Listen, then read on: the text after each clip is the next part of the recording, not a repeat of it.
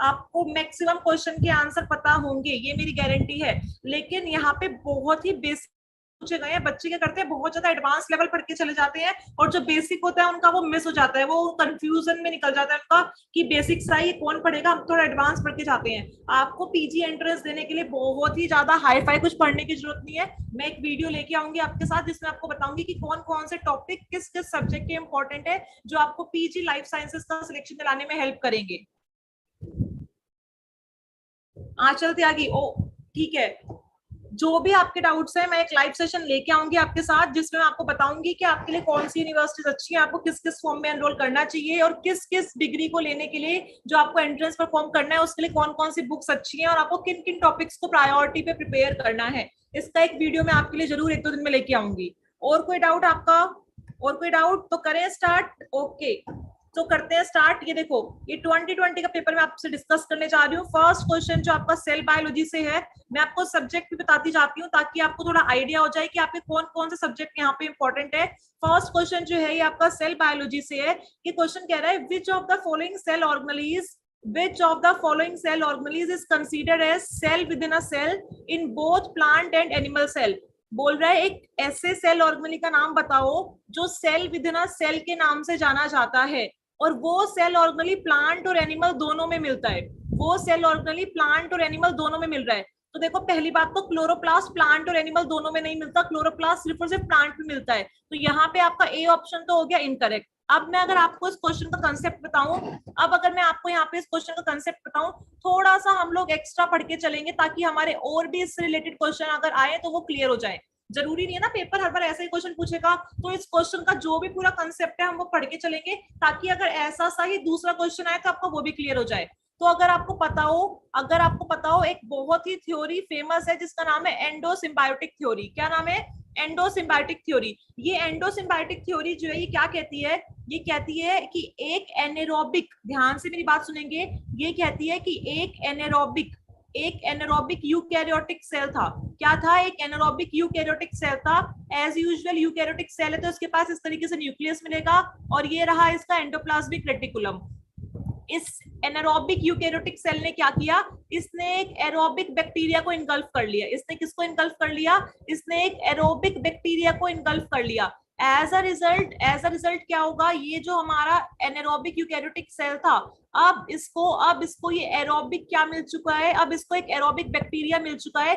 इसी aerobic bacteria को हम लोग माइटोकॉन्ड्रिया के नाम से जानते हैं। किसके नाम से जानते हैं? माइटोकॉन्ड्रिया के नाम से जानते हैं। और ये एरोबिक रेस्पिरेशन करवाने में आपकी हेल्प करता है। क्या करवाने में हेल्प करता है? एरोबिक रेस्पिरेशन करवाने में हेल्प करता है।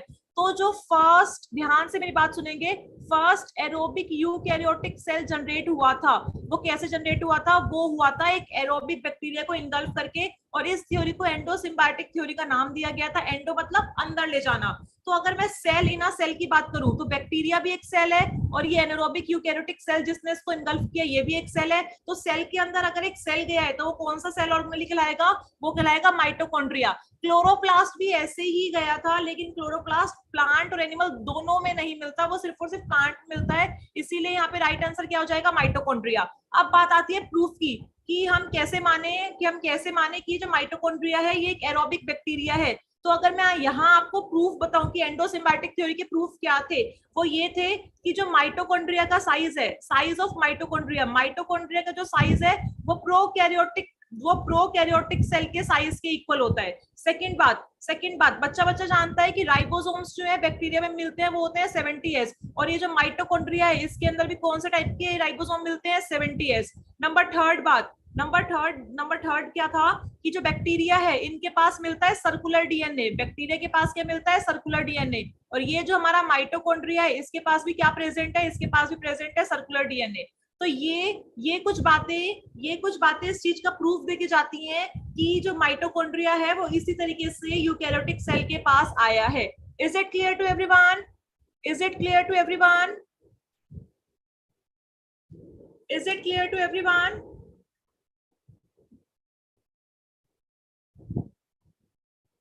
चलें आगे। जल्दी से बताओ, क्या ये हमें क्लियर है? जल्दी से बताएंगे, क्या ये हमें क्लियर है? Is it clear to everyone? Yes yes, Neha Sisodia, आपको एल्गी फंजाई भी पढ़नी पड़ेगी, लेकिन एनसीईआरटी से। एनसीईआरटी की एल्गी फंजाई पढ़ के आपका काम हो जाएगा। Is it clear to you? आपके जितने भी डाउट्स है, मैं देखो यहाँ पे पूरी एक प्रॉपर सीरीज स्टार्ट कर रही हूँ। मुझे पता है आपका एंट्रेंस एग्जाम सर के ऊपर है, मैं पूरी सीरीज स्टार्ट कर रही हूँ यहाँ पे सीयूईटी पीजी की। इसमें मैं आपको पार्ट एक क्वेश्चन भी करवाने वाली हूँ, पार्ट सेकंड के क्वेश्चन भी करवाने वाली हूँ। बस आपको हमारे साथ कनेक्ट रहना है, और मैं आपके साथ लाइव सेशंस भी लूंगी। जो भी आपके डाउट होंगे उनका मैं आंसर करूंगी उस सेशन में। अब चलते हैं next question, question number second की तरफ। क्वेश्चन नंबर सेकंड कह रहा है, in the plasma membrane the glycolipids are located at. क्या कह रहा है? प्लाज्मा मेम्ब्रेन में ग्लाइकोलिपिड्स कहाँ लोकेट होते हैं? तो देखो, हम टॉपिक पढ़ते हुए चलेंगे। जो प्लाज्मा मेम्ब्रेन है, इसके लिए सबसे मोस्ट एक्सेप्टेड मॉडल जो है वो है फ्लूइड मोज़ेक मॉडल। कौन सा है? Fluid mosaic model. Fluid mosaic model जो सिंगर एंड निकलसन ने दिया था, ये क्या कह के जाता है? ये कह के जाता है हमारी जो प्लाज्मा मेम्ब्रेन है ये लिपिड की बाइलेयर से बनी है। जिस बच्चे को आता है वो भी ध्यान से देखेंगे, ताकि आपकी रिवीजन हो जाए और कुछ नया आपको सीखने को मिल जाए। तो फ्लूइड मोज़ेक मॉडल जो सिंगर निकलसन ने दिया था, ये कहता है कि हमारी जो प्लाज्मा मेम्ब्रेन है ये इस तरीके से लिपिड की दो लेयर से मिलकर बनी हुई है, जिसमें जो पोलर हेड है वो पेरिफेरी में प्रेजेंट है इस तरीके से, और बीच में प्रेजेंट है हमारी फैटी एसिड की टेल। बीच में हमारी क्या प्रेजेंट है? बीच में प्रेजेंट है फैटी एसिड टेल, जो कि नॉन पोलर होती है। कैसी होती है? Non polar. नॉन पोलर मतलब ये हाइड्रोफोबिक होती है, और पोलर हेड मतलब हाइड्रोफिलिक। तो ये कह रहा है कि मेम्ब्रेन जो कि लिपिड बाइलेयर से बनी है, लिपिड की दो लेयर से बनी है, इस मेम्ब्रेन में बताओ कि जो ग्लाइकोलिपिड है वो कहाँ प्रेजेंट है। अब आप बोलोगे मैम ग्लाइकोलिपिड क्या होता है? तो ग्लाइको का मतलब होता है शुगर। तो ऐसा लिपिड जिसपे शुगर अटैच है, ऐसा लिपिड जिसपे शुगर अटैच है उसको ग्लाइकोलिपिड बोलते हैं। तो मैं आपको बता दूं, ये देखो, ये सेल है, ये है आपकी प्लाज्मा मेम्ब्रेन।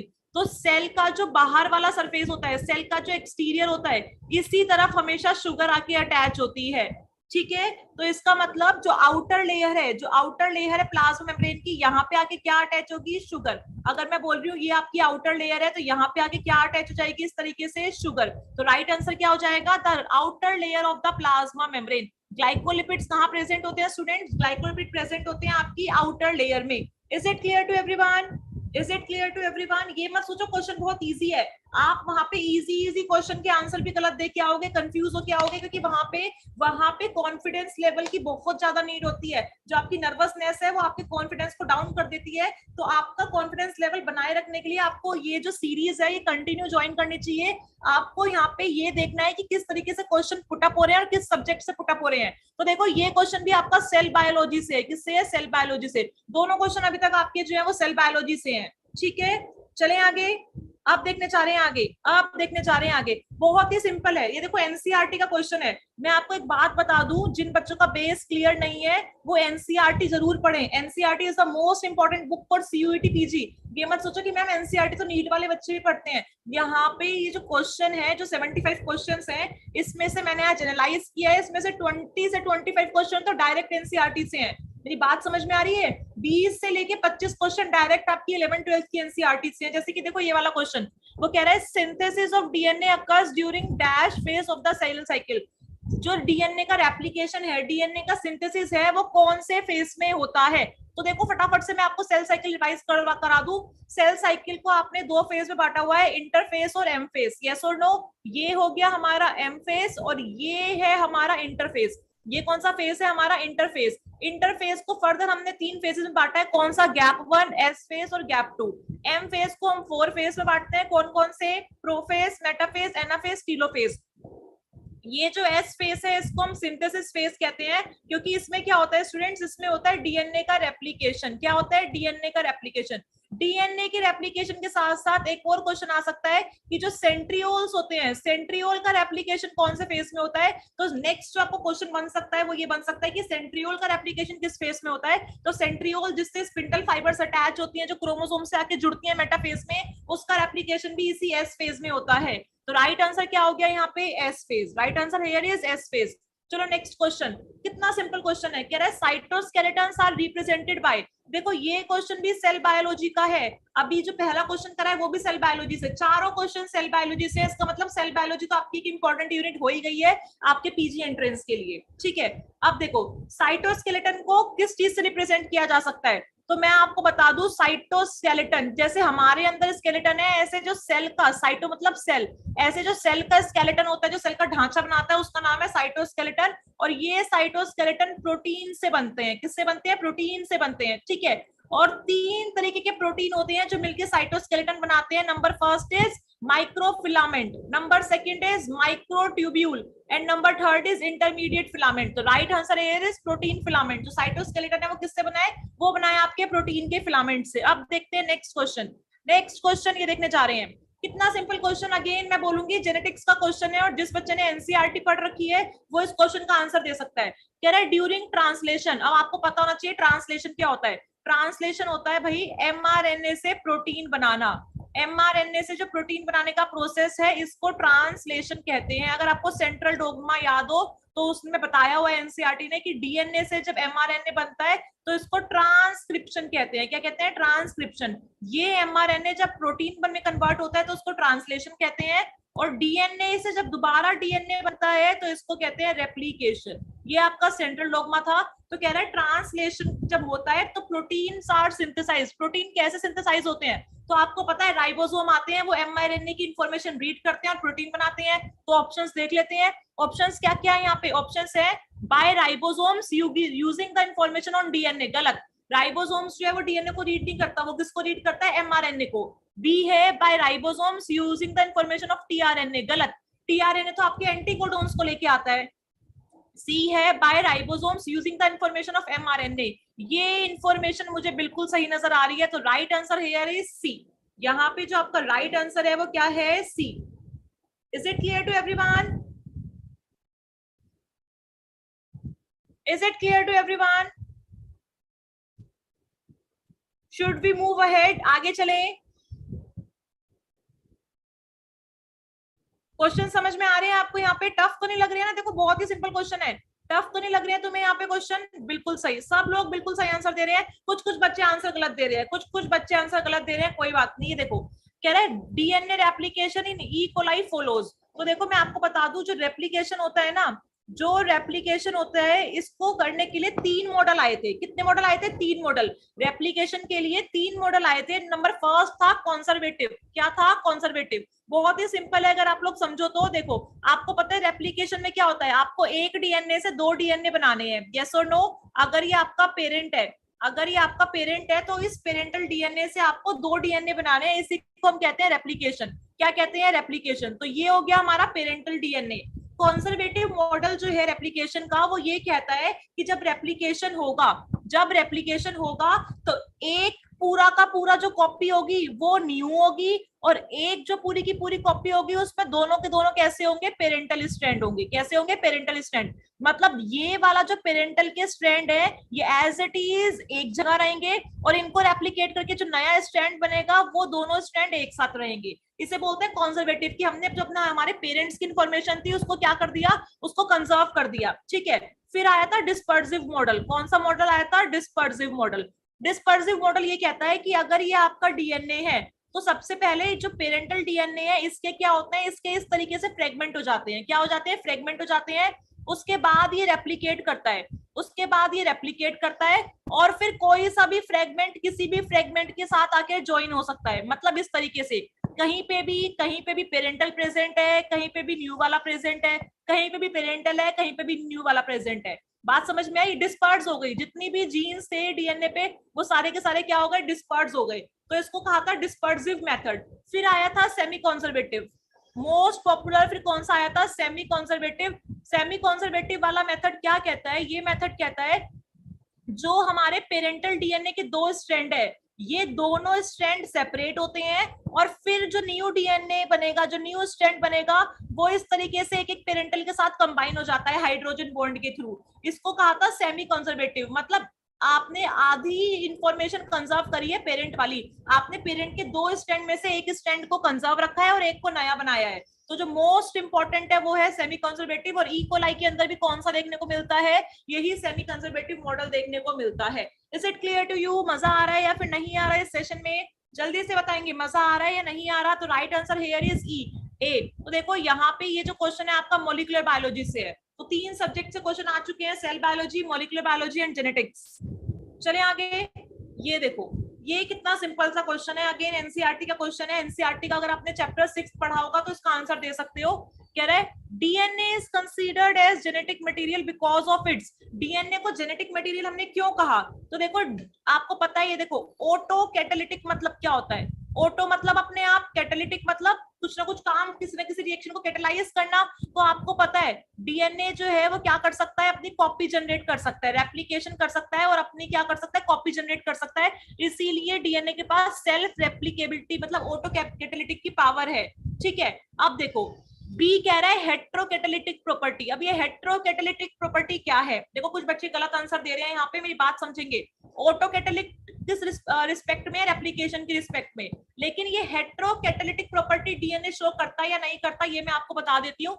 ये देखो आपको पता है ये जो डीएनए है, ये डीएनए पहले एमआरएनए बनाता है बच्चों, और ये जो एमआरएनए है ये आपका प्रोटीन बनाता है। तो रियल में जो जीन एक्सप्रेशन है डीएनए के पे, जो जीन प्रेजेंट थे वो किसने एक्सप्रेस किए? वो प्रोटीन ने एक्सप्रेस किए। लेकिन ये जो प्रोटीन है ये डीएनए का डायरेक्ट प्रोडक्ट है या फिर इनडायरेक्ट प्रोडक्ट है? ये है डीएनए का इनडायरेक्ट प्रोडक्ट। डायरेक्ट प्रोडक्ट क्या है डीएनए का? डायरेक्ट प्रोडक्ट है डीएनए का एमआरएनए। तो डीएनए को एक्सप्रेस तो प्रोटीन ने किया है, लेकिन डीएनए डायरेक्ट प्रोडक्ट कुछ डिफरेंट बनाता है, इसीलिए इसको हेट्रोकैटालिटिक प्रॉपर्टी के नाम से जाना जाता है। हेट्रो का मतलब होता है different.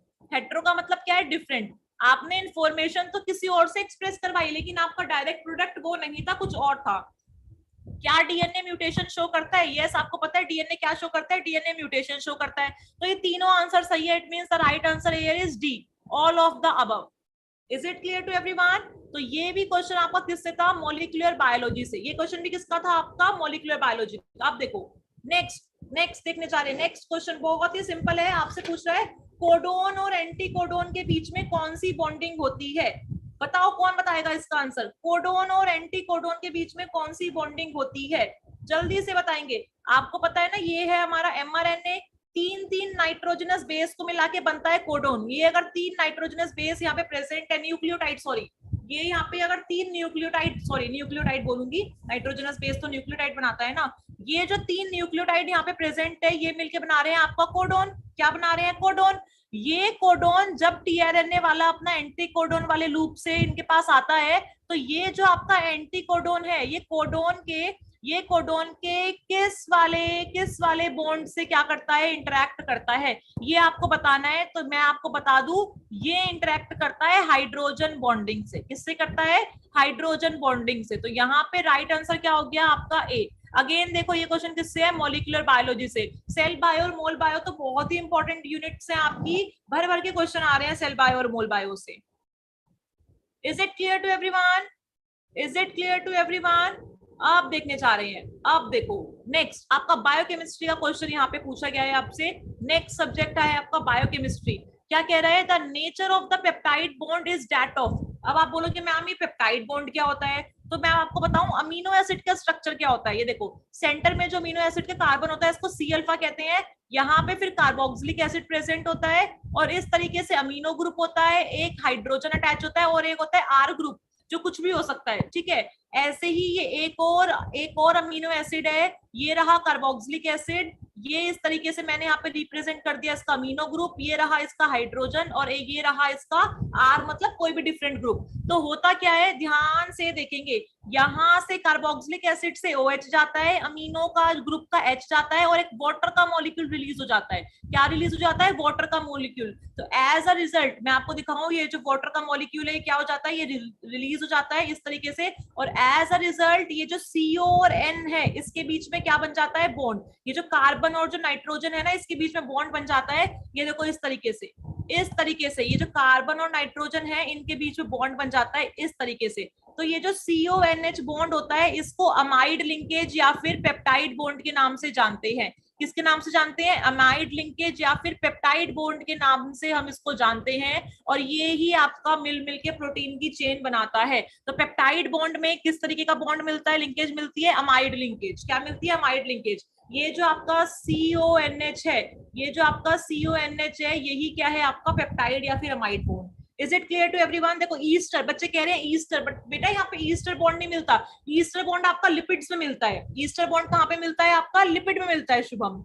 Is it clear to everyone? चले आगे, चले आगे। अब देखो नेक्स्ट क्वेश्चन, देखो अगेन बायोकेमिस्ट्री का क्वेश्चन आपके सामने है। यहाँ पे बायोकेमिस्ट्री का क्वेश्चन आपके सामने है, कह रहा है मिकल्स मेंटन इक्वेशन में, जो आपने एमएम इक्वेशन पढ़ी है, जो कि आपकी सबस्ट्रेट कंसंट्रेशन और रेट ऑफ वेलोसिटी का ग्राफ रिप्रेजेंट करता है। इस तरीके से याद है ना, आपने एमएम इक्वेशन पढ़ रखी है। यहाँ पे आप बनाते हो सबस्ट्रेट कंसंट्रेशन, यहाँ पे आप बनाते हो वी, रेट ऑफ वेलोसिटी, इस तरीके से। और अगर आपको याद हो, कुछ इस तरीके की शेप का आपको ग्राफ मिलता है, और जो आपका बी हाफ होता है, वहां पे आप इस तरीके से सबस्ट्रेट की कंसंट्रेशन को मैच करते हो, और इसको केएम बोलते हो। क्या बोलते हो? केएम। याद है ना, ये आपका एमएम इक्वेशन का ग्राफ है, जो आपने एंजाइम काइनेटिक्स में पढ़ा होगा। ठीक है, तो पूछा है ये जो ग्राफ है, इसकी शेप हमेशा कैसे रहती है? तो देखो ये ग्राफ हमेशा इसी शेप में बनता है, और इस शेप को क्या कहते हैं? इसको कहते हैं हाइपरबोला शेप। क्या कहते हैं इसको? Hyperbola shape. So the right answer here is C. यहाँ पे जो आपका राइट आंसर है वो क्या है? C. Is it clear to everyone? चलूं आगे, जल्दी से मुझे बताएंगे क्या ये क्लियर है सबको? क्या मैं आगे की तरफ मूव करूं? जल्दी से बताएंगे, जल्दी से। मैं तुम्हारे लाइव चैट का वेट कर रही हूँ। मैं नेक्स्ट क्वेश्चन तुम्हें तभी बताऊंगी जब तुम मुझे रिप्लाई करोगे कि क्या तुम्हें ये जो सेशन है ये क्लियर है या फिर नहीं है। तुम्हें क्वेश्चंस में मजा आ रहा है या फिर नहीं आ रहा है? टफ तो नहीं लग रहा है किसी को क्वेश्चन? जल्दी से बताएंगे, सब बच्चे रिप्लाई करेंगे। All 20 students which are present, सब रिप्लाई करेंगे। क्या तुम्हें ऐसी सीरीज और कंटिन्यू करनी है या नहीं करनी है? तुम सब रिप्लाई करके बताओ मुझे। तुम्हारा बस एक छोटा सा काम है, तुम्हें वीडियो को लाइक करना है और शेयर करना है, बस तुम्हारा इतना सा काम है। तुम्हें और कुछ नहीं करना है, तुम्हें और कुछ नहीं करना है। सिर्फ तुम्हें पता है ना क्या काम करना है? तुम्हें दो ही काम करना है, वीडियो को शेयर करना है और वीडियो को लाइक करना है। ठीक है, चले आगे। ओके, ओके, चलो अब देखते हैं आगे। Next, what is the synonym for glycolysis? Glycolysis, देखो अब आप कहोगे मैम ये ग्लाइकोलाइसिस क्या होता है? यहाँ पे जो जो मैं तुम्हें इंफॉर्मेशन दे सकती हूँ मैक्सिमम, वो मैं तुम्हें दे रही हूँ ताकि तुम्हारा टॉपिक थोड़ा सा क्लियर हो जाए। तो देखो ग्लाइकोलाइसिस क्या होता है। ग्लाइकोलाइसिस में हमें पता है, हम ग्लूकोज का एक मॉलिक्यूल लेते हैं जो कि 6 कार्बन मॉलिक्यूल होता है, और इसको पाइरुवेट के 2 मॉलिक्यूल में कन्वर्ट कर देते हैं। पाइरुवेट के 2 मॉलिक्यूल में कन्वर्ट कर देते हैं। पाइरुवेट का एक मॉलिक्यूल 3 कार्बन से बना होता है। तो ये एक बैलेंस इक्वेशन है जिसके थ्रू आप क्या करते हो? एनर्जी जनरेट करते हो। और ये कहाँ होती है? ये आपके साइटोप्लाज्म में होती है। ये जो रिएक्शन है ग्लाइकोलाइसिस, ये जो आपकी साइकिल है ग्लाइकोलाइसिस, ये कहाँ होती है? ये होती है साइटोप्लाज्म में। ग्लाइको मतलब शुगर और लाइसिस मतलब तोड़ना। ठीक है, तो इसको हम किसके नाम से जानते हैं? इसको, इसके लिए ग्लाइकोलाइसिस के लिए एक सिनोनिम वर्ड कौन सा है? तो वो सिनोनिम वर्ड है ईएमपी पाथवे। क्या है? EMP pathway. ईएमपी की फुल फॉर्म क्या है? कोई बच्चा बताएगा?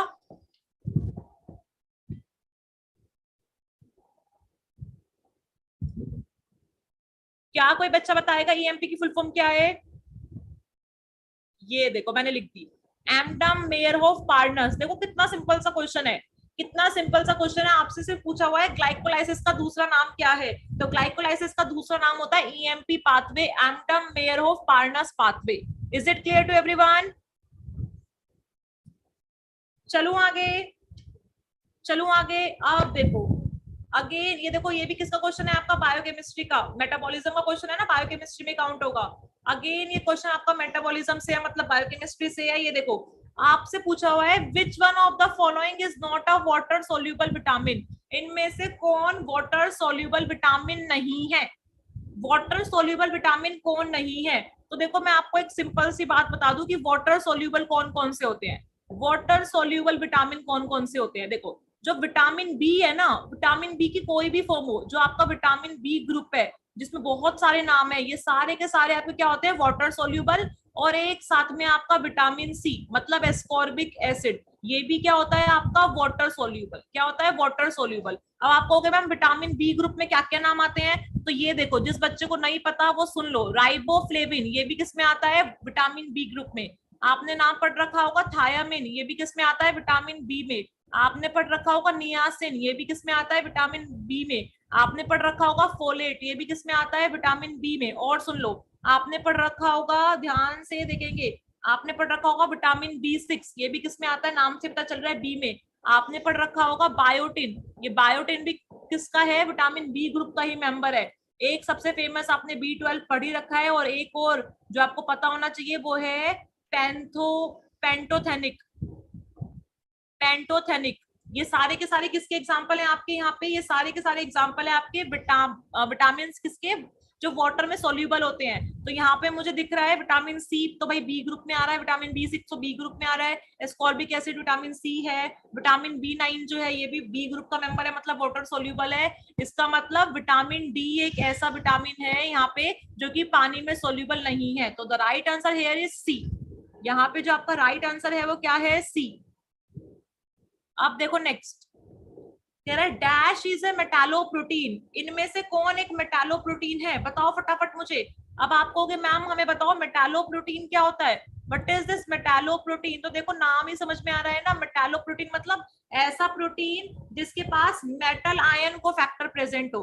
क्या प्रेजेंट हो, मैं बोल रही हूँ ऐसा प्रोटीन जिसके पास क्या प्रेजेंट हो, जिसके पास एक मेटल आयन को फैक्टर प्रेजेंट हो, आयन की फॉर्म में कोई को फैक्टर प्रेजेंट हो। तो बच्चा बच्चा जानता है हीमोग्लोबिन, हीमोग्लोबिन के पास क्या प्रेजेंट है, आयरन, यस और नो। हीमोग्लोबिन के क्या पास क्या प्रेजेंट है, यहाँ पे आयरन प्रेजेंट है। तो हीमोग्लोबिन किसका एग्जांपल हो गया, मेटालोप्रोटीन का प्रेजेंट हो गया, इसके पास आयन को फैक्टर प्रेजेंट है। देखो बच्चे कह रहे हैं बी, गलत, बी यूरियस के पास तो कुछ भी प्रेजेंट नहीं है। तो राइट आंसर क्या हो गया यहाँ पे, ए, क्या हो गया, ए। तो ये भी आपका बायोकेमिस्ट्री से रिलेटेड ही एक क्वेश्चन है। तो यहाँ पे आपने देखा बायोकेमिस्ट्री कितनी इंपॉर्टेंट है, सेल बायोलॉजी, मोलिकुलर बायोलॉजी और जेनेटिक्स, इनकी इंपॉर्टेंस हमने देखी यहाँ पे, यस और नो। चले आगे, अब देखो आगे, देखो फिर से बायोकेमिस्ट्री का क्वेश्चन, फिर से बायोकेमिस्ट्री का क्वेश्चन। मैं सब्जेक्ट यहाँ पे मेंशन कर रही हूँ ताकि आपको सब्जेक्ट की इंपॉर्टेंस के बारे में पता चले। कह रहा है the alpha helices are example of, बच्चा बच्चा जानता है, बहुत बार नाम सुना है हमने अपनी बीएससी में, अल्फा हेलिस हो गए, ये जो आपके बीटा प्लेटेड स्ट्रक्चर होते हैं, बीटा प्लेटेड स्ट्रक्चर चाहे पैरेलल हो चाहे एंटी पैरेलल हो, ये सब किसके एग्जांपल होते हैं, सेकेंडरी स्ट्रक्चर के। प्रोटीन के 4 स्ट्रक्चर है ना, primary structure, secondary structure, tertiary और क्वाटरनरी। तो ये जो अल्फा हेलिक्स और बीटा प्लेटेड स्ट्रक्चर्स होते हैं, ये आपके बच्चों सेकेंडरी स्ट्रक्चर्स के एग्जांपल्स होते हैं। किसके एग्जांपल्स होते हैं, सेकेंडरी स्ट्रक्चर्स के एग्जांपल होते हैं। Is it clear to everyone, is it clear to everyone. चलें आगे, चलें आगे, मजा आ रहा है या नहीं आ रहा, चलूं आगे, क्या कोई डाउट है, क्या कोई डाउट है जो आपको पूछना है, इज देयर एनी डाउट, कोई ऐसा क्वेश्चन रह गया हो कि मैंने पढ़ा दिया हो और आपको समझ ना आया हो, किसी एक सिंगल बच्चे को भी समझ ना आया हो। चलें आगे, चलें आगे। अब देखने जा रहे हैं अगला क्वेश्चन, मुझे लग रहा है फिर से बायोकेमिस्ट्री का है, यस ये देखो फिर से आपका यहाँ पे बायोकेमिस्ट्री का क्वेश्चन है, फिर से आपका बायोकेमिस्ट्री का क्वेश्चन है। ये देखो ये देखो ये देखो, वेरी गुड वेरी गुड। कह रहा है oxidation of palmitic acid C16, मतलब पाल्मिटिक एसिड में 16 कार्बन है, requires dash rounds of beta oxidation and yields dash number of acetyl coenzyme A. बच्चे कह रहे हैं हमें समझ ही नहीं आ रहा। जनरली बच्चे क्या होते हैं, ऐसा क्वेश्चन देख के फटाफट स्किप कर देते हैं कि हम चलो नेक्स्ट क्वेश्चन देखते हैं, तो बहुत टफ क्वेश्चन है। ये क्वेश्चन बिल्कुल भी टफ नहीं है, ये क्वेश्चन बिल्कुल भी टफ नहीं है। ये देखो यहाँ पे बीटा ऑक्सीडेशन क्या होता है, पहले तो मैं तुम्हें ये बता दूं जिस बच्चे को नहीं पता। बच्चों बीटा ऑक्सीडेशन में जो फैट होते हैं ना हमारे, हम इनका ब्रेक डाउन करते हैं। हम क्या करते हैं, इनका ब्रेक डाउन करते हैं ताकि हमें क्या मिल सके, हमें एनर्जी मिल सके, ठीक है।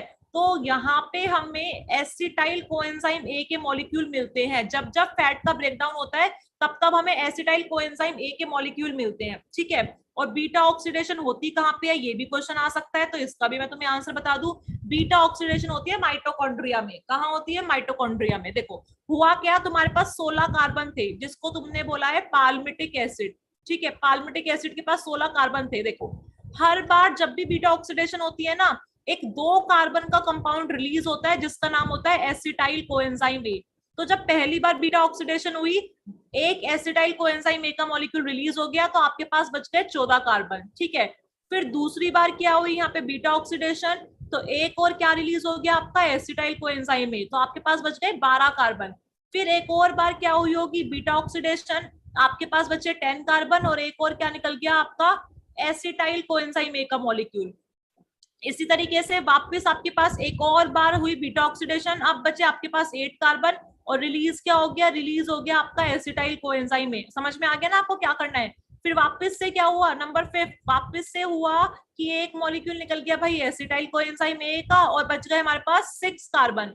फिर वापस से ये सेम रिएक्शन होगी, मतलब 6th टाइम हम बीटा ऑक्सीडेशन कर रहे हैं, फिर एक एसिटाइल कोएंजाइम ए का मॉलिक्यूल निकलेगा, हमारे पास बच गए 4 कार्बन। अब ये देखो लास्ट बार 7th बार होने जा रही है बीटा ऑक्सीडेशन, तो वापस से क्या निकल जाएगा, एक एसिटाइल कोएंजाइम ए का मॉलिक्यूल और यहाँ बचेगा 2 कार्बन कंपाउंड। तो ये जो 2 कार्बन कंपाउंड बचता है यहाँ पे, ये भी एसिटाइल कोएंजाइम ए का मॉलिक्यूल होता है। तो देखो यहाँ पे आपने बीटा ऑक्सीडेशन करी है 7 बार, उन 7 बार बीटा ऑक्सीडेशन के साथ साथ एक एक एसिटाइल कोएंजाइम ए निकला है और एंड में एक एक्स्ट्रा एसिटाइल कोएंजाइम ए भी आपको देखने को मिला है। इसका मतलब जितनी बार भी आप बीटा एक ट्रिक सीख लो, जितनी बार भी आप बीटा ऑक्सीडेशन करोगे उतनी बार एसिटाइल कोएंजाइम ए निकलेगा और एंड में एक एक्स्ट्रा एसिटाइल कोएंजाइम ए तो निकलेगा ही निकलेगा।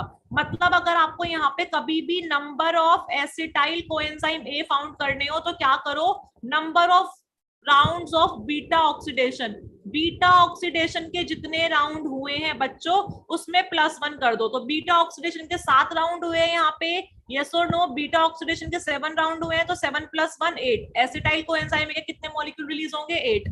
Is it clear to everyone? So the right answer here is A. चलो आगे, आप देखो नेक्स्ट क्वेश्चन कह रहा है माल्टोज, माल्टोज की बात यहाँ पे कर दी है, कह रहा है maltose contains dash glycosidic linkage. Maltose में कौन सी ग्लाइकोसिडिक लिंकेज देखने को मिलती है? तो देखो ये तुम्हारा एक ग्लूकोज का मॉलिक्यूल है, माल्टोज बनता है ग्लूकोज से, ठीक है। माल्टोज किससे बनता है बच्चों? माल्टोज बनता है ग्लूकोज से। ये है कार्बन नंबर 1 2 3 4 5 और यहाँ पे 6, यस और नो? यस और नो? इस तरीके से होता है ना ग्लूकोज का स्ट्रक्चर। ये कार्बन 1 2 3 4 यहाँ 5 और ये हो गया तुम्हारा 6, ठीक है। होता क्या है, ये एक ग्लूकोज का मॉलिक्यूल है, ये एक ग्लूकोज का मॉलिक्यूल है। तो ये जो फर्स्ट कार्बन होता है एक ग्लूकोज का और नेक्स्ट ग्लूकोज का जो 4th कार्बन होता है, इनके बीच में वाटर का मॉलिक्यूल रिलीज होता है और बॉन्ड बनता है। इसी बॉन्ड को हम ग्लाइकोसिडिक लिंकेज के नाम से जानते हैं। तो आपका यहाँ पे अल्फा ये जो कार्बन है ये आपका C अल्फा, ये फर्स्ट कार्बन को अल्फा बोलते हैं। तो यहाँ पे आपका डायरेक्ट अल्फा 1 और ये जो 4 है अल्फा 4, इसके बीच में क्या होती है, लिंकेज देखने को मिलती है अल्फा 1 के बीच में, 4 के बीच में, और दोनों मॉलिक्यूल किसके होते हैं, ग्लूकोज के होते हैं। तब जाके आपका क्या बनता है बच्चों, माल्टोज। क्या बनता है, माल्टोज। तो यहाँ पे राइट आंसर क्या हो जाएगा, पहले तो मॉलिक्यूल डिसाइड करो। ग्लूकोज और ग्लूकोज बिल्कुल सही, ग्लूकोज ग्लूकोज ये भी सही, ग्लूकोज फ्रक्टोज गलत, ग्लूकोज फ्रक्टोज गलत। अब देखो ग्लूकोज में अल्फा 1 4 है, बीटा 1 4 है, ग्लूकोज में है अल्फा 1 4। अल्फा कार्बन का ही यहाँ पे रोल है, तो यहाँ पे राइट आंसर क्या हो जाएगा, ए। राइट आंसर क्या हो जाएगा, A. Is it clear to everyone? सबने अपना मैसेज डिलीट कर दिया है, रीजन क्या है? क्या तुम सबने गलत आंसर दिया था? क्या तुम सबने गलत आंसर दिया था जो तुमने अपना मैसेज डिलीट कर दिया? गलत आंसर दिया भी है तब भी कोई बात नहीं, गलत आंसर दिया है तब भी कोई बात नहीं। चले आगे, नेक्स्ट क्वेश्चन। नेक्स्ट क्वेश्चन आप कह रहे हैं जेनेटिक्स का क्वेश्चन, जीन्स की बात हो गई तो देखो जेनेटिक्स का क्वेश्चन यहाँ पे आ गया है। जेनेटिक्स का क्वेश्चन है आपके लिए, यहाँ पे क्या कह रहा है वो, क्या कह रहा है वो, ये देखने जा रहे हैं। वो कहने जा रहा है during gene interaction if one gene mask the effect of other gene then it is considered as. मतलब ये एक जीन था, ये एक और जीन था, ये जो फर्स्ट वाला जीन है इसने क्या किया, इसके इफेक्ट को मास्क कर दिया, इसके इफेक्ट को छुपा दिया। इस प्रोसेस को क्या कहते हैं बच्चों, प्यारे बच्चों? इस प्रोसेस को एपिस्टेटिक के नाम से जानते हैं। और ऐसा जीन जो दूसरे जीन का जो फंक्शन है उसको क्या कर दे, मास्क कर दे, उसके इफेक्ट को मास्क कर दे, उस जीन को एपिस्टेटिक जीन कहते हैं। तो राइट आंसर क्या हो जाएगा यहाँ पे, बी। अब तुम देखो डोमिनेंट जीन तो तुम्हें पता ही है, जो दूसरे के प्रेजेंस में भी क्या करे, अपने आप को ही शो करे, उसको डोमिनेंट जीन कहते हैं। मैं यहाँ पे तुम्हें लीथल जीन के बारे में बता देती हूँ।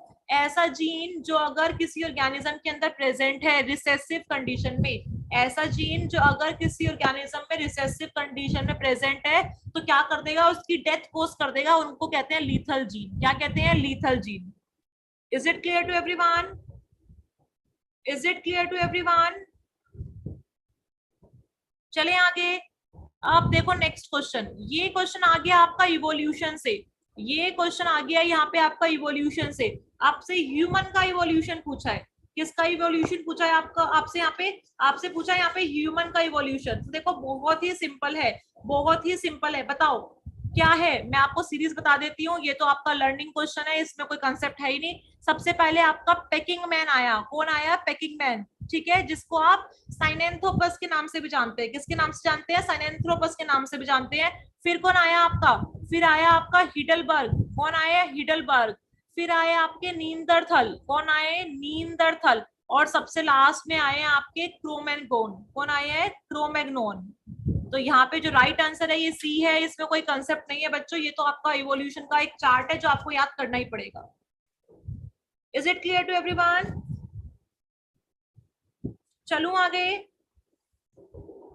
Next question. देखो बहुत ही सिंपल क्वेश्चन है, बच्चा बच्चा इसका आंसर दे सकता है। Which one of the following is considered as missing link between reptiles and birds? Again यहाँ पे आपका इवोल्यूशन का क्वेश्चन है। रेप्टाइल्स और बर्ड्स के बीच में जो मिसिंग लिंक है वो किसको कहा जाता है, बताओ जल्दी बताओ। वेरी गुड, कौन है यहाँ पे, बताओ फटाफट बताओ। सब बच्चों का आंसर चाहिए मुझे इस क्वेश्चन में, कोई भी बच्चा ऐसा नहीं बचे यहाँ पे जिसको आंसर ना आता हो, सब बताएंगे, सब यहाँ पे आंसर देंगे। बिल्कुल सही, सब बच्चों का आंसर बिल्कुल सही है, आर्कियोप्टेरिक्स। आर्कियोप्टेरिक्स को मिसिंग लिंक कहा जाता है रेप्टाइल्स और बर्ड्स के बीच में, और ये 1861 में फर्स्ट टाइम डिस्कवर हुआ था। 1861 में हमने कहा था कि भाई आर्कियोप्टेरिक्स को मिसिंग लिंक है जो रेप्टाइल्स और बर्ड्स के बीच में प्रेजेंट है। Is it clear to everyone? चलो अब देखते हैं आगे, नेक्स्ट क्वेश्चन। ये आ गया तुम्हारा, ये आ गया वापस से तुम्हारा हार्डी वीनबर्ग प्रिंसिपल पे क्वेश्चन। ये आ गया तुम्हारा हार्डी वीनबर्ग के ऊपर क्वेश्चन। इसका मतलब ये भी क्वेश्चन तुम्हारा कहाँ से है, ये क्वेश्चन भी तुम्हारा इवोल्यूशन से है। कहाँ से है, ये क्वेश्चन भी तुम्हारा इवोल्यूशन से है। कोई बच्चा मुझे सॉल्व करके फटाफट इसका आंसर बताएगा? Anyone in the class, anyone in the class, कौन सॉल्व करेगा इसका आंसर? देखो क्या कह रहा है, मैं क्वेश्चन समझा देती हूँ। क्वेश्चन कह रहा है the trait follows Mendelian inheritance pattern in a population maintaining genetic equilibrium if 16% of the people showed the recessive trait. Recessive trait मतलब क्यू स्क्वायर, यहाँ आपको दे दिया क्यू स्क्वायर है 16%। अब इसका परसेंटेज हटाओ, मतलब 16 को 100 से डिवाइड करो तो ये आ जाएगा 0.16। तो यहाँ से आप क्यू निकाल लो, क्यू आ जाएगा। क्यू कैसे निकालोगे, 0.16 का करोगे ना तो क्यू आ जाएगा 0.4। क्या आ जाएगा, 0.4। इतनी इंफॉर्मेशन मुझे पता चल गई। फिर वो कह रहा है then the frequency of heterozygous dominant individual. Heterozygous आपको पता है कैसे निकालते हैं, 2pq से। कैसे निकालते हैं, 2pq से। तो अगर आपको Q पता है तो क्या आप T निकाल सकते हो? यस, मैं कहूंगी इसको 1 में से माइनस कर दो, क्योंकि इक्वेशन क्या होती है, P plus Q is equal to 1। तो P कितना आ जाएगा यहाँ पे 0.6, क्योंकि P आपका यहाँ पे डोमिनेंट को रिप्रेजेंट कर रहा है। 2pq में P कैसा होता है, डोमिनेंट, Q कैसा होता है, रिसेसिव। तो ये जो हेट्रोजाइगस कंडीशन है ये किस टाइप की है, ये है डोमिनेंट टाइप की। तो यही आपसे पूछा हुआ है 2pq। तो आप यहाँ पे 2 को P से मल्टीप्लाई कर दो, मतलब 0.6, और Q मतलब 0.4। ये आ जाएगा 0.48। परसेंटेज निकालने के लिए मैं क्या करूंगी, परसेंटेज निकालने के लिए मैं इसको 100 से मल्टीप्लाई कर दूंगी, क्योंकि हटाने के लिए डिवाइड क्या था तो लगाने के लिए मल्टीप्लाई कर दूंगी। तो ये आ गया 48%। राइट आंसर क्या हो गया यहाँ पे, 48%। अब यहाँ पे आपसे होमोजाइगस रिसेसिव का भी पूछा जा सकता था, तो वो आप कैसे बताते? होमोजाइगस रिसेसिव तो आपको गिवन ही था क्यू स्क्वायर। अगर आपसे यहाँ पे होमोजाइगस डोमिनेंट पूछा जाता, क्या पूछा जाता बच्चों आपसे यहाँ पे होमोजाइगस डोमिनेंट पूछा जाता, तब इसका मतलब आपको पी स्क्वायर बताना था। क्या बताना था, पी स्क्वायर। पी स्क्वायर क्या हो जाता है यहाँ पे 0.36, मतलब 36%। Is it clear to everyone? Very good Neha Sisodia, very good. चले आगे, वेरी गुड सत्येंद्र, अंशिका। गोविंद 0.42 कैसे हुआ तुम्हारा आंसर?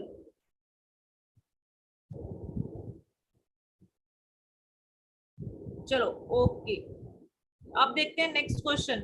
नेक्स्ट क्वेश्चन देखो फिर से जेनेटिक्स से आ गया तुम्हारा। ये जो नेक्स्ट क्वेश्चन है फिर से तुम्हारा जेनेटिक्स पे आ गया है।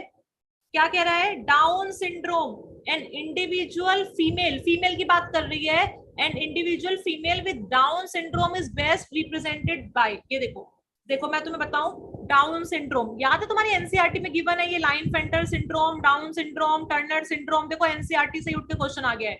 डाउन सिंड्रोम में क्या होता है, जो तुम्हारा 21 क्रोमोसोम होता है ना, जो तुम्हारा 21 क्रोमोसोम होता है, इसकी एक्स्ट्रा कॉपी आ जाती है। क्या आ जाती है बच्चों? इसकी एक्स्ट्रा कॉपी आ जाती है। तुम्हें पता है ना, नॉर्मल तुम्हारे पास 21 नाम के 2 क्रोमोसोम होते हैं, एक एक्स्ट्रा कॉपी आ गई है, मतलब अब 21 नाम के तुम्हारे पास 3 क्रोमोसोम प्रेजेंट हो गए हैं।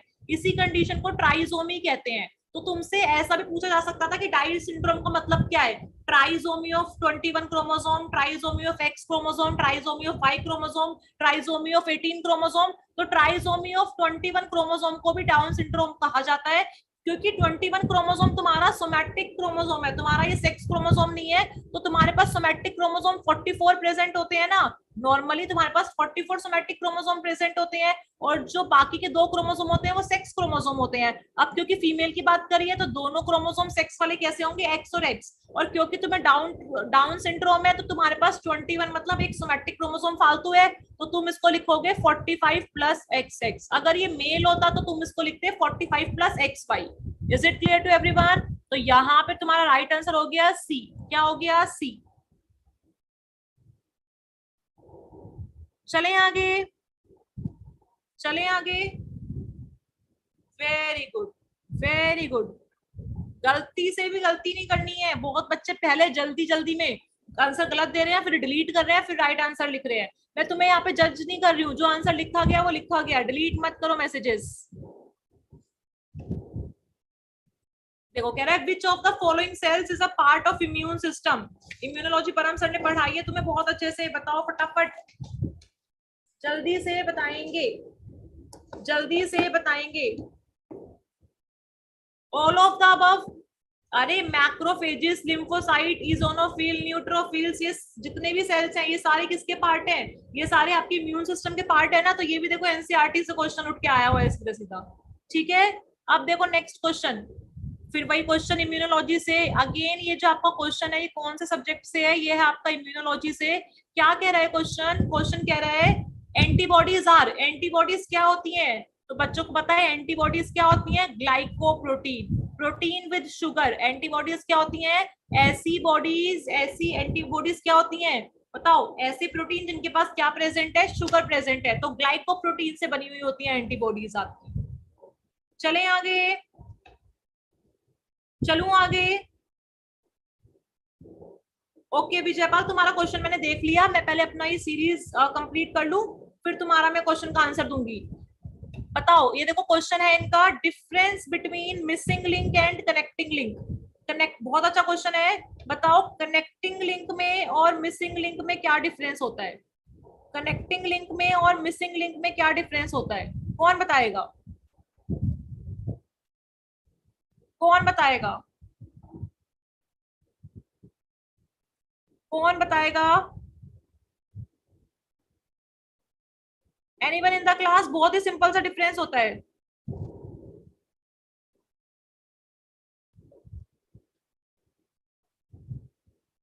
जल्दी बताओ, बहुत ही सिंपल सा डिफरेंस है, बहुत ही सिंपल सा डिफरेंस है। कोई बच्चा बताएगा क्लास में? ये देखो, ये देखो, मैं बता देती तुम्हें, कुछ भी डिफरेंस ही नहीं है, बस एक छोटा सा डिफरेंस है। कनेक्टिंग लिंक जो होते हैं वो लाइव होते हैं, और मिसिंग लिंक मतलब वो मिस हो चुके हैं, हमारा साथ छोड़ चुके हैं, वो डेड होते हैं। आ गई बात समझ में कि कनेक्टिंग लिंक और मिसिंग लिंक के बीच में क्या डिफरेंस है? जो आपके कनेक्टिंग लिंक्स होते हैं बच्चे, वो अभी भी होते हैं, वो प्रेजेंट है, मतलब इसका मतलब वो जिंदा है अभी भी।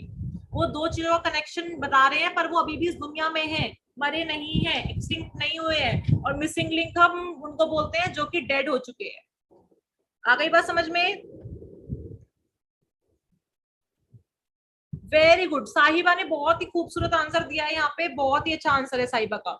विजयपाल, तुम्हें अपना आंसर मिल गया शॉर्ट में। कनेक्टिंग लिंक आपके लिविंग्स होते हैं, और जो मिसिंग लिंक होते हैं वो आपके डेड ऑर्गेनिजम्स होते हैं। अब देखो नेक्स्ट क्वेश्चन, नेक्स्ट क्वेश्चन यहाँ पे आपका, ये देखो, कह रहा है अगेन इम्यूनोलॉजी का क्वेश्चन है आपका, अगेन आपका इम्यूनोलॉजी का क्वेश्चन है ये। कह रहा है light chain and heavy chain of antibodies are joined by. ये देखो, तुम्हें पता है ना, एंटीबॉडी में इस तरीके से दो हैवी चेन प्रेजेंट होती हैं और यहाँ पे इस तरीके से दो लाइट चेन प्रेजेंट होती हैं।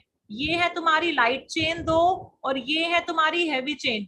तो हैवी चेन और लाइट चेन के बीच में कौन सा बॉन्ड प्रेजेंट होता है? तो मैं तुम्हें बता दूं, ये जो तुम्हारी हैवी चेन और तुम्हारी लाइट चेन होती है, इनके बीच में इस तरीके से डाइसल्फाइड बॉन्ड प्रेजेंट होता है। कौन सा बॉन्ड प्रेजेंट होता है? डाइसल्फाइड बॉन्ड प्रेजेंट होता है। तो राइट आंसर क्या हो गया यहाँ पे? डी। राइट आंसर क्या हो गया यहाँ पे? डी। बहुत ही सिंपल सा क्वेश्चन था। ये देखो, अब देखो नेक्स्ट क्वेश्चन। वो कह रहा है, ये आपका मॉलिक्यूलर बायोलॉजी का क्वेश्चन आ गया। वो कह रहा है, इन एगेरोस जेल इलेक्ट्रोफोरेसिस। देखो, जिस बच्चे ने एनसीईआरटी का क्लास बायोटेक्नोलॉजी वाला चैप्टर है ना, क्लास 12 का 11-12 चैप्टर जो है वो पढ़ रखा होगा, तो वो इसका आंसर दे सकता है। कह रहा है, in agarose gel electrophoresis DNA samples migrated towards. तो देखो, आपको पता है, इस तरीके से जेल इलेक्ट्रोफोरेसिस टेक्निक में आप क्या करते हो, ये जो वेल होता है यहाँ पे डीएनए के सैंपल लोड करते हो। यस और नो? ये आप क्या करते हो? डीएनए के सैंपल लोड करते हो। बच्चा बच्चा जानता है डीएनए पे कौन सा चार्ज होता है? नेगेटिव। डीएनए पे कौन सा चार्ज प्रेजेंट है? नेगेटिव। तो डीएनए कहाँ जाएगा? आप खुद बताओ। डीएनए पे नेगेटिव चार्ज है तो वो किसकी तरफ जाएगा? वो किसकी तरफ अट्रैक्ट होगा? पॉजिटिव चार्ज की तरफ। किसकी तरफ अट्रैक्ट होगा? पॉजिटिव चार्ज की तरफ। और पॉजिटिव चार्ज वाली इलेक्ट्रोड को यहाँ पे कहते हैं एनोड। क्या कहते हैं? एनोड। और नेगेटिव वाली को कहते हैं कैथोड। क्या कहते हैं? कैथोड। तो राइट आंसर क्या हो जाएगा यहाँ पे? बी। राइट आंसर क्या हो जाएगा? B. Very good, excellent everyone, excellent. मजा आ रहा है मुझे आप लोगों को यहाँ पे क्वेश्चन की सीरीज करवाने में। अब देखो अब देखो next question. Rickets is caused by the deficiency of. Rickets एक बीमारी है जो कि बच्चों में देखने को मिलती है। ये देखो, रिकेट्स एक आपकी डिजीज है जो कि चाइल्ड्स में देखने को मिलती है। इसमें क्या होता है आपको पता है ना? इसमें क्या होता है, जो आपकी बोन्स है वो क्या हो जाती है? वो बहुत ही ज्यादा वीक हो जाती है और बहुत ही ज्यादा सॉफ्ट जाती है, जिसकी वजह से आपको बोन डिफॉर्मिटीज हो सकती है। क्या हो सकती है? Bone deformities. तो बच्चे जो है ना, वो अच्छे से चलते नहीं है। जो बच्चे हैं वो अच्छे से चल नहीं पाते हैं यहाँ पे, या जो उनके हाथ पैरों में जो है दर्द हो जाता है, बहुत जल्दी थक जाते हैं, हड्डियों में दर्द रहता है उन्हें। तो ये सब विटामिन डी की कमी की वजह से होता है। आपको पता है ना, ये जो जितने भी हड्डियों वाले दर्द है सब कौन से? क्या हो गया? Vitamin D. तो यही थी आज की आपकी क्वेश्चन की सीरीज। इतने ही क्वेश्चन आज मैंने आपको रिप्रेजेंट करे हैं। बहुत ही जल्दी एक दूसरा सेशन में आपके सामने लेके आऊंगी, लेकिन आपको मैक्सिमम क्या करना है? वीडियो को शेयर करना है। टेलीग्राम ग्रुप पे आपको लिंक मिल जाएगा, वहां पे सारे अपडेट्स आपको क्लासेस के मिल जाएंगे। और भी आपकी जो डिमांड है, आप मुझे लाइव चैट में यहाँ पे टाइप करके बता सकते हैं कि आपको सीयूईटी पीजी के रिगार्डिंग क्या क्या इश्यूज आ रहे हैं। आपने फॉर्म फिल कर दिया, लेकिन उसके बाद आपको क्या क्या